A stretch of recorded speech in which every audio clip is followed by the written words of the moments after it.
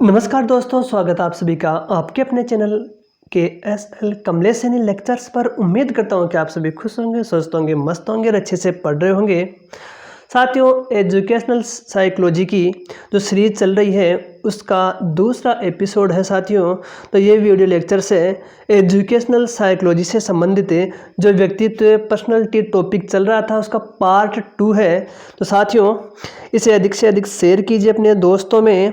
तो शुरुआत करते हैं आज के इस वीडियो की। साथियों, RPSC first grade, second grade और रीट पात्रता परीक्षा के लिए वेरी इम्पोर्टेंट रहने वाला है ये वीडियो लेक्चर से। सभी के लिए इम्पोर्टेंट है जो टीचिंग एग्ज़ाम्स है first grade, second grade, REET और लैब असिस्टेंट के लिए भी वेरी इम्पोर्टेंट रहने वाला है ये जो आज का टॉपिक है व्यक्तित्व।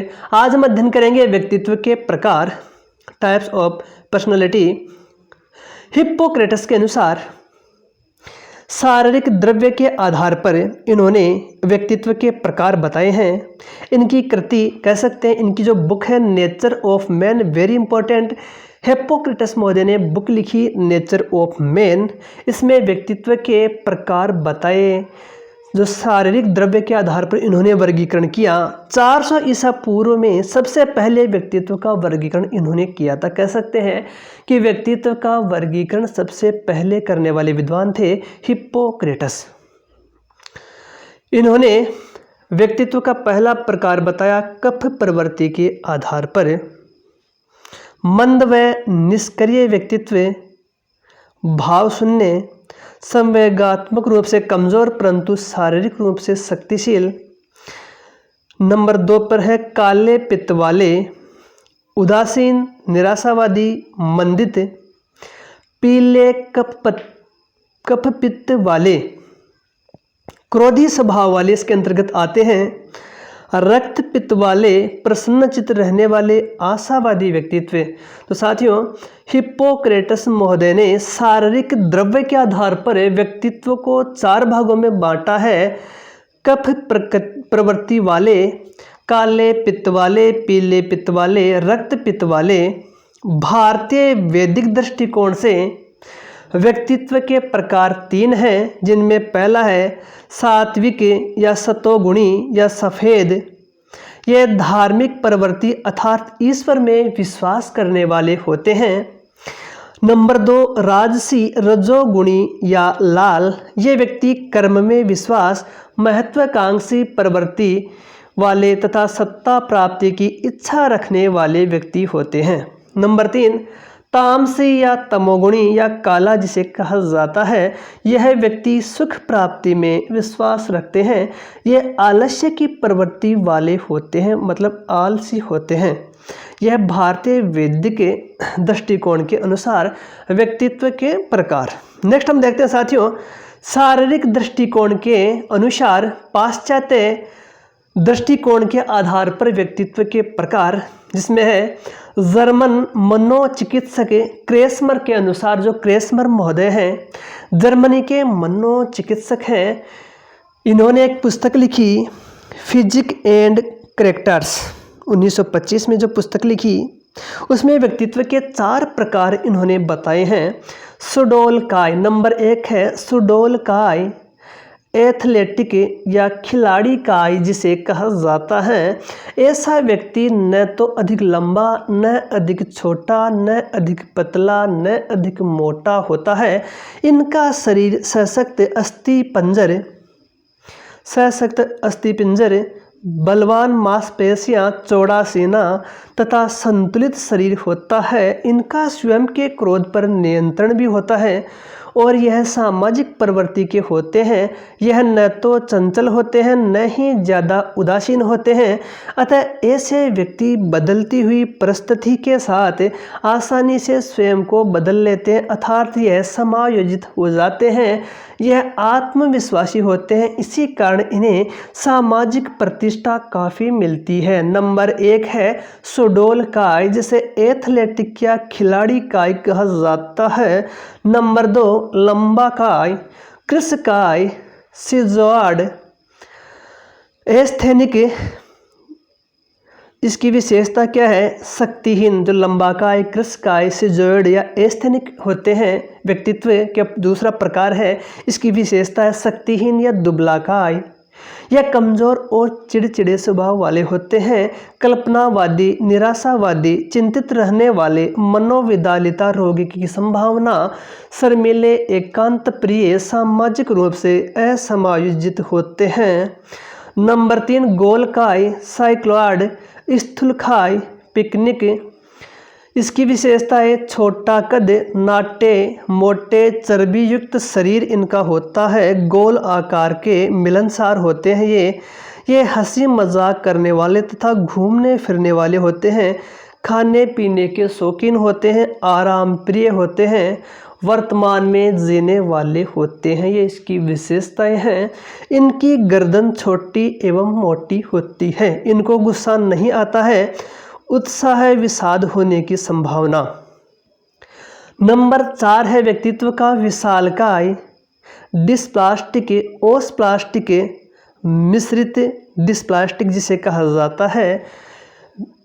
क्रेसमर का मानना है कि ऐसा व्यक्ति जो न तो पिकनिक प्रकार के होते हैं, न एथलेटिक और न ही एस्थेनिक प्रकार के होते हैं, अर्थात उसमें इन तीनों प्रकार के गुण मिले जुले हुए होते हैं। इनका शरीर विशाल होता है। अब है समाज शास्त्रीय दृष्टिकोण के अनुसार है व्यक्तित्व के 6 प्रकार हैं। समाज शास्त्रीय दृष्टिकोण के आधार पर स्प्रेंगर ने अपनी पुस्तक टाइप्स ऑफ मैन में व्यक्तियों को रुचियों के आधार पर 6 भागों में डिवाइड किया है, वर्गीकृत किया है। यह वर्गीकरण व्यक्ति के सामाजिक कार्यों व स्थिति के आधार पर दिया गया है।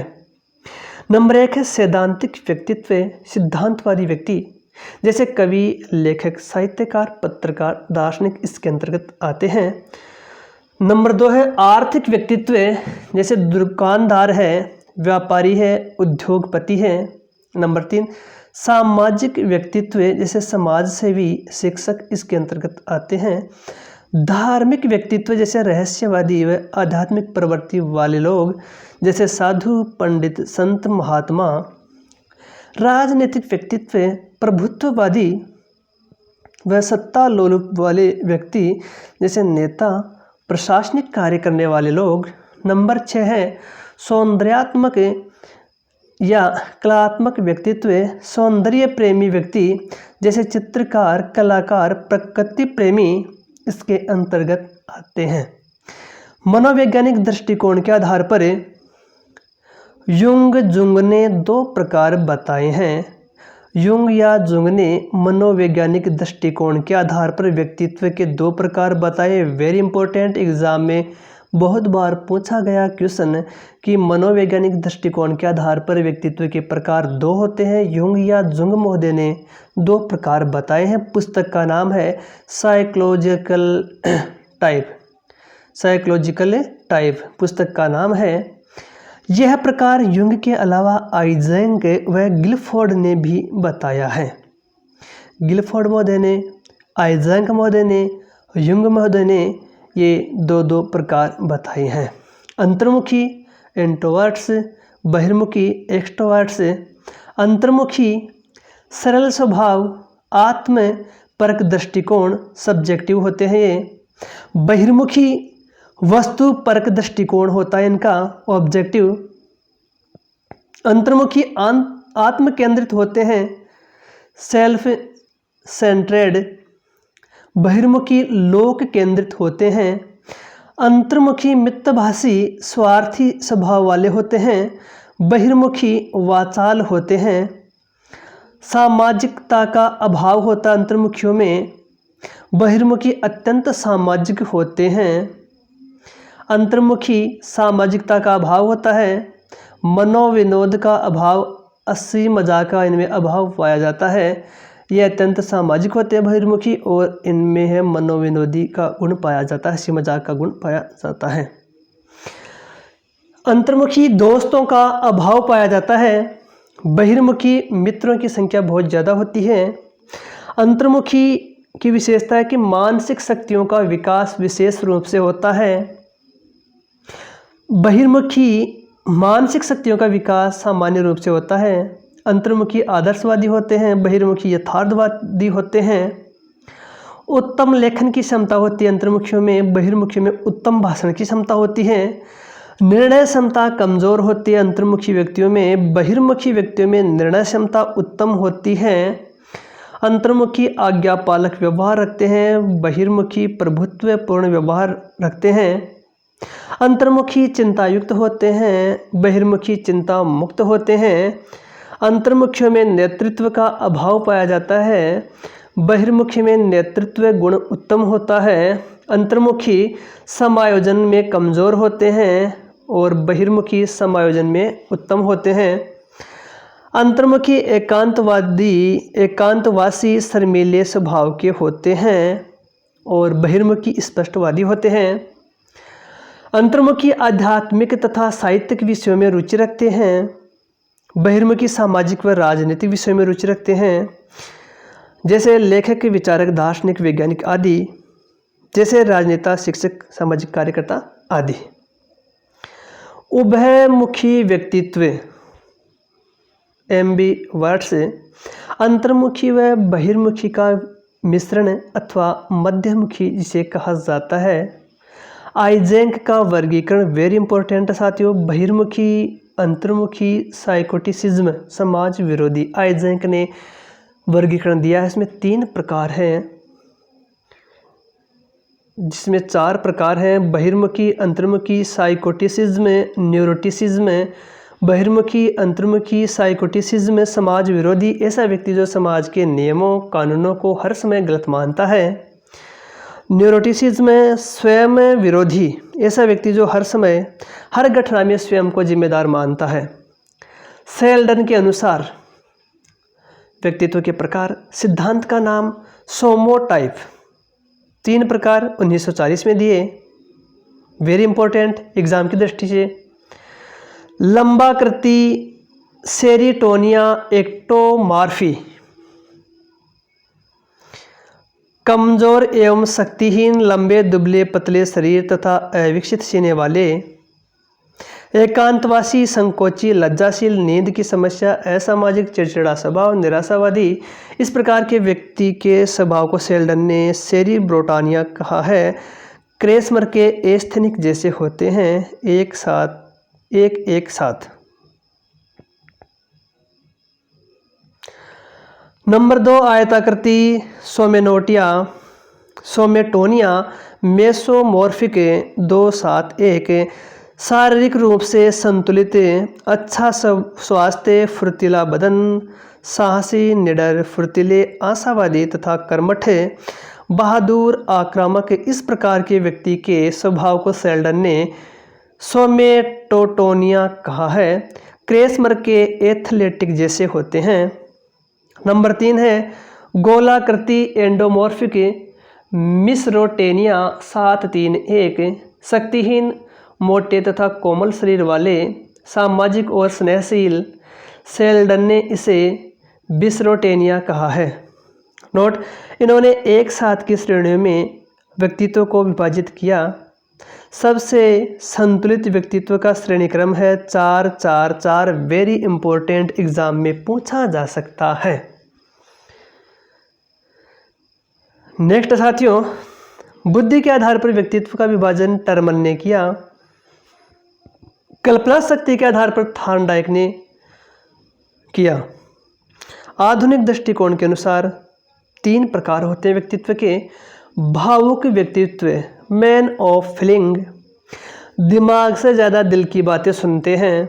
भावुक जो व्यक्ति होते हैं, मैन ऑफ फीलिंग जिनसे कहा जाता है, दिमाग से ज़्यादा दिल की बातें सुनते हैं। मार्गनव गिलीलैंड ने इनके 4 प्रकार बताए हैं: प्रसन्नचित्त, उदासीन, चिड़चिड़ा, अस्थिर। नंबर 2 है कार्यशील व्यक्ति, मैन ऑफ एक्शन, रचनात्मक क्रिया में रत, हस्त कौशल में उत्तम, जैसे कलाकार, सिपाही, खिलाड़ी, पहलवान आदि इसके अंतर्गत आते हैं। नंबर 3 विचारशील व्यक्ति, मैन ऑफ थॉट, दिल से ज़्यादा दिमाग की बातें सुनते हैं। थॉर्नडाइक ने चिंतन आधारित 3 प्रकार बताए हैं: सूक्ष्म चिंतक, प्रत्यक्ष चिंतक, स्थूल चिंतक। टाइप ए तथा टाइप बी सिद्धांत फ्रीडमैन व रोजेनमैन ने दिया। वेरी इंपॉर्टेंट, टाइप ए तथा टाइप बी का सिद्धांत है व्यक्तित्व का, इसका प्रतिपादन किया है फ्रीडमैन व रोजेनमैन नामक विद्वानों ने। टाइप ए उच्च स्तरीय अभिप्रेरणा, धैर्य की कमी, समय की कमी, उतावलापन, कार्य के बोझ से ग्रस्त, अति रक्तदाब, हृदय रोग के प्रति ज़्यादा संवेदनशील रहते हैं टाइप ए। बात करें टाइप बी की, तो टाइप बी व्यक्तित्व वाले व्यक्ति टाइप ए व्यक्तित्व के ठीक विपरीत समझे जाते हैं। नोट मॉरिस के अनुसार टाइप सी बताया है जो कैंसर के प्रति संवेदनशील होते हैं। डेमोलेट के अनुसार टाइप डी व्यक्तित्व अवसाद में प्रवण होता है। कोबासा के अनुसार टाइप एस मनोवैज्ञानिक कठोर वचनबद्धता, चुनौती व नियंत्रण का मिश्रण है। फ्रैंक फोरले टाइप टी जोखिम उठाने तथा सृजनात्मक व ध्वंसात्मक होते हैं। वेरी वेरी इंपॉर्टेंट, ये सभी जो टाइप्स हमने चर्चा की ए बी सी डी और एच और टी की, कौन से विद्वान ने कौन सा टाइप बताया है। व्यक्तित्व के प्रमुख सिद्धांत मनोविश्लेषणवादी सिद्धांत, साइक्लो एनालिटिकल थ्योरी। प्रतिपादक है सिगमंड फ्राइड, वियना ऑस्ट्रिया के निवासी हैं ये विद्वान Sigmund Freud. Very very important exam की दृष्टि से मनोविश्लेषणवादी सिद्धांत किसने दिया? सिगमंड फ्राइड ने। कहाँ के निवासी? वियना ऑस्ट्रिया के निवासी हैं। इस सिद्धांत को क्लासिकी मनोविश्लेषण भी कहा जाता है। इस सिद्धांत के 3 भाग होते हैं। व्यक्तित्व की संरचना, इसमें आकारात्मक व गत्यात्मक मॉडल आते हैं। व्यक्तित्व की गति की, इसमें मूल प्रवृत्ति, चिंता व अहम रक्षा युक्ति का उल्लेख किया है। व्यक्तित्व का मनोलैंगिक विकास, इसमें 5 अवस्थाओं का उल्लेख है। आकारात्मक मॉडल, मनोगति की उपागम, चेतन मन 1/10। देखिए, सिगमंड फ्राइड ने मनोविश्लेषणवादी सिद्धांत दिया है। इसके 3 भाग हैं: व्यक्तित्व की संरचना, व्यक्तित्व की गतिकी, व्यक्तित्व का मनोलैंगिक विकास। इसमें 5 अवस्थाओं का उल्लेख किया है। पहला है आकारात्मक मॉडल, मनोगति की उपागम। इसका पहला भाग है चेतन मन, जिसे कॉन्शियस कहा जाता है, 1/10 पाया जाता है। इसका संबंध वर्तमान तथा वास्तविकता से है। इसमें व्यक्तिगत, नैतिक, सामाजिक व सांस्कृतिक आदर्शों का भंडार पाया जाता है। बर्फ के तैरते हुए टुकड़े के ऊपरी हिस्से से चेतन मन की तुलना की जाती है। बर्फ का टुकड़ा है, पानी में तैर रहा होता तो ऊपर का जो हिस्सा है उसे चेतन मन की तुलना उसके साथ की गई है। चेतन मन के अनुसार व्यक्ति जागृत अवस्था में होता है, उसके मस्तिष्क में क्रियाएं साथ साथ चलती हैं, तत्काल जानकारी बिना प्रयास किए स्मरण आ जाता है। यह अर्धचेतन व अचेतन पर प्रतिबंधक का कार्य करता है। वेरी इंपॉर्टेंट एग्जाम की दृष्टि से, अर्धचेतन मन अवचेतन प्री कॉन्शियस जिसे कहा जाता है, ना तो चेतन ना ही अवचेतन होता है अचेतन का। जैसे ही किसी को कोई वस्तु देकर भूल जाना, अटक जाना, हकला जाना, जैसे परीक्षा हॉल में परीक्षा देते समय प्रश्न का उत्तर नहीं आना, लेकिन परीक्षा हॉल से बाहर निकलते ही याद किया हुआ उत्तर तुरंत याद आ जाए, उसे अर्धचेतन कहा जाता है। नेक्स्ट हम बात करें अचेतन मन की, तो यह 9/10 भाग होता है, जिसे कहा जाता है अनकॉन्शियसनेस। सबसे व्यापक मन होता है, दमित इच्छाओं का भंडार होता है, सर्वाधिक प्रभावित करने वाला मन है, कट्टु अनुभूतियाँ इसके साथ जुड़ी हुई होती है, स्वप्न अवस्था से इसका संबंध सम्मोहन, गलती से निकले शब्द इत्यादि हैं। कामुक, अनैतिक, असामाजिक, घृणित इच्छाओं का स्थान अचेतन मन में पाया जाता है। गत्यात्मक या छद्म रूप में होता है, व्यक्ति के नियंत्रण से बाहर होता है। निद्रा भ्रमण, स्वप्रचारिता, समस्या का अचानक समाधान, एनेस्थेसिया, चेतना विहीन, ये इसकी प्रमुख विशेषताएं हैं। जैसे किसी की मृत्यु को भुलाना या लड़ाई झगड़ा होने पर उसे अचेतन मन में भुलाने की कोशिश करना। दूसरा साथियों गत्यात्मक संरचनात्मक मॉडल डायनामिक, इसके अंतर्गत आता है इड, जिसे उपाय जिसे पशुत्व कहा जाता है। इड या इदम।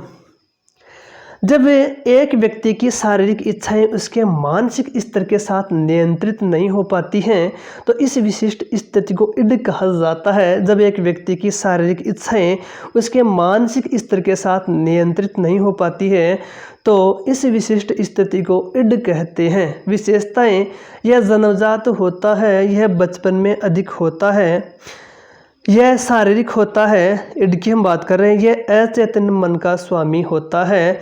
इसका संबंध है दमित इच्छाओं तथा सुखवादी इच्छाओं से होता है। यह सबसे पहले विकसित होता है जैसे खाओ पियो मौज करो। मूल प्रवृत्ति का केंद्र नैतिकता से परे, तर्कहीन यौन प्रवृत्ति, काम प्रवृत्ति से युक्त, वास्तविकता से संबंध नहीं, पूर्ण अचेतन, असंगठित। यह अपराधी प्रवृत्ति के लोगों में अधिक होता है। यह भौतिकवादी, यह सांसारिक होता है। सुखवादी सिद्धांत, उचित अनुचित का कोई ज्ञान नहीं रहता। तामसिक, राक्षसीय, तम, अबोधात्मकता इसमें पाई जाती है। शारीरिक मानसिक जन्म, शारीरिक स्तर इसमें अधिक पाया जाता है। ईगो, जिसे अहम, जिसे मानत्व, जिसे मन का प्रशासक, रज, बोधात्मा कहा जाता है। ईगो, तो साथियों ईगो किसे कहते हैं? जब एक व्यक्ति की शारीरिक इच्छाएं उसके मानसिक स्तर के द्वारा पूर्णतः नियंत्रित हो, अर्थात इन दोनों के मध्य संतुलन की स्थिति को ईगो कहा जाता है। विशेषता 1 से 2 वर्ष के विकास प्रारंभ, 1 से 2 वर्ष में इसका विकास प्रारंभ हो जाता है। बच्चा जब 1 या 2 साल का होता है तब इसका विकास आरंभ होने लगता है। वास्तविकता सिद्धांत से निर्धारित, यह चेतन, अचेतन व अर्धचेतन तीनों स्तर पर निर्धारित है। यह चेतन मन का स्वामी है। इसका संबंध वर्तमान वास्तविकता तथा मानवता से है। उचित अनुचित का ज्ञान, इड, सुपर ईगो में समायोजन, सपनों पर नियंत्रण, सभी महत्वपूर्ण निर्णय लेना, बुद्धि से कार्य करना तथा सिपाही के रूप में कार्य करना। व्यक्तित्व की कार्यपालक शाखा महत्वपूर्ण है। युवा अवस्था में अधिक यह एक सामाजिक व्यक्ति में अधिक होता है। मनोवैज्ञानिक वातावरण से उत्पन्न अभियोजन एडजस्टर के रूप में कार्य। न सुखवादी बनो न आदर्शवादी, इसमें निर्णय प्रत्यक्षीकरण के आधार पर होता है। शारीरिक मानसिक दोनों प्रकार का विकास युवावस्था में शुरू होता है। परा अहम अंतरात्मा, परम आदर्श, परा अहम सुपर ईगो जिसे कहा जाता है। परा अहम या सुपर ईगो सत्य या आदर्शात्मकता इसमें पाई जाती है।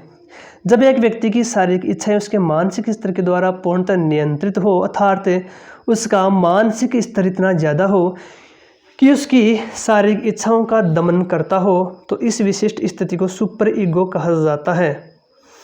विशेषताएं 3 से 4 वर्ष में इसका विकास प्रारंभ होता है। जब बालक 3 से 4 वर्ष का होता है तब इसका प्रारंभ हो जाता है, इसका विकास होना प्रारंभ हो जाता है। आदर्शवादी सिद्धांत से नियंत्रित संबंध देवत्व से होता है। यह आदर्शों व नैतिक मूल्यों की बात करता है। इड व ईगो पर नियंत्रण नैतिक समीक्षक होता है। यह अवास्तविक होता है। सामाजिक वातावरण से उत्पन्न सहवर्ती इच्छाओं का प्रतीक जैसे प्रेम करना, प्रेम पाना, यह वृद्धावस्था में सर्वाधिक होता है। शारीरिक मानसिक वृद्धावस्था में अधिक होता है, मानसिक स्तर अधिक होता है। इसमें विशेष तथ्य, यदि एक व्यक्ति का इड उसके सुपर ईगो पर हावी होता है तो व्यक्ति अपराधी प्रवृत्ति का होगा। यह व्यक्ति कुसमायोजित होगा। नंबर 2, यदि एक व्यक्ति का सुपर ईगो उसके इड पर हावी होता है तो वह व्यक्ति की इच्छाओं का दमन होगा। यह व्यक्ति भी कुसमायोजित प्रवृत्ति का होगा। नंबर 3, यदि एक व्यक्ति इड एवं सुपर ईगो के मध्य संतुलन है तो व्यक्ति समायोजित होगा और एक समायोजित व्यक्ति में ईगो अधिक होता है। वेरी इंपॉर्टेंट, तीनों तथ्य वेरी इंपॉर्टेंट हैं, याद रखने योग्य। व्यक्तित्व की गतिकी के विभिन्न भाग, फ्रायड के अनुसार मूल प्रवृत्तियाँ इरोस, थेनाटोस। इरोस जीवन की मूल प्रवृत्ति रचनात्मक कार्यों से इसका संबंध होता है। थेनोटस मृत्यु मूल प्रवृत्ति विध्वंसात्मक कार्यों से इसका संबंध होता है। फ्रायड ने काम प्रवृत्ति का जनक लिबिडो को माना है। फ्रायड ने काम प्रवृत्ति का जनक लिबिडो को माना है। लिबिडो को काम प्रवृत्ति का जनक कहा है। फ्रायड ने चिंता के 3 प्रकार बताए। वास्तविक दुश्चिंता, रियलिस्टिक एंग्जाइटी, दुश्चिंता वातावरण के बाह्य खतरों को देखकर जैसे तूफान, आग आदि के कारण से। तंत्रिका तापी दुश्चिंता, स्नायु विकृत, न्यूरोटिक जिसे कहा जाता है, यह माध्यमिक चिंता घटनाओं की प्रत्याशा से उत्पन्न होती है। हम उन तथ्यों, विचारों और विचारों पर प्रतिक्रिया करते हैं जो हमारे केवल वास्तविकता है, लेकिन इसके बाहर नहीं, हमारे वातावरण में नहीं। इस प्रकार इस भय के साथ सामना करना पड़ता है जो हमारे मन में उठता है और हम रक्षात्मक प्रक्रियाओं की एक पूरी श्रृंखला को तैनात करते हैं, जैसे घबराहट, भागने की आवश्यकता, नियंत्रण की कमी। यह व्यक्ति के अचेतन संघर्ष के द्वारा उत्पन्न होती है। नंबर 3, नैतिक दुश्चिंता, सबसे ज़्यादा उत्तेजित करने वाली जब अहम ईगो को सुपर ईगो से दंडित करने का भय हो।